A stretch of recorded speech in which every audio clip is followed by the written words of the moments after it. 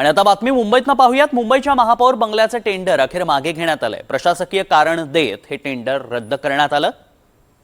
महापौर बंगल्याच्या नव्या सोयी सुविधांच्या करता 2.89 कोटी रुपयांचं टेंडर काढण्यात आलं होतं आणि यावरूनच महापौर रितू तावडे यांच्यावर चहू बाजूनी टीका झाली आणि आता हे टेंडरच रद्द करण्यात आलंय।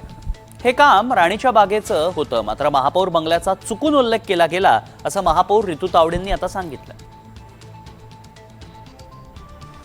याच संदर्भात अधिक जाणून घेऊयात। देवेंद्र कोल्हटकर आपले प्रतिनिधी आपल्यासोबत जोडले गेले आहेत। देवेंद्र, महापौरांच्याकडनं सारवासारव करण्यात येते तर अगदी बरोबर आहे। आपण बघितलेलं आहे की दिवसभर हा सगळा मुद्दा जो आहे तो चर्चेत राहिलेला आहे। महापौरांना देखील यावरती पत्रकार परिषद घेऊन खुलासा करावा लागलेला आहे आणि त्यांनी प्रशासकीय स्तरावरती हा सगळा निर्णय घेण्यात यावा आणि प्रशासनाकडे बोट दाखवलं। त्यानंतर त्यांनी स्वतः देखील मागणी केली की हे जे नव्याने टेंडर काढण्यात आलेले आहेत ते रद्द करण्यात यावं अशी त्यांनी स्वतः मागणी केली। त्यानंतर आपण बघतो की दिवस अखेरीस हे टेंडर जे आहे ते रद्द झालेलं आहे। मात्र या सगळ्या प्रकरणात महापौरांवरती जोरदार टीका झालेली आहे आणि त्यानंतर आपण बघतो की प्रशासकीय पातळीवरून महापौरांनी जी मागणी केली त्यानुसार हे टेंडर जे आहे ते रद्द केलेलं आपल्याला पाहायला मिळतंय।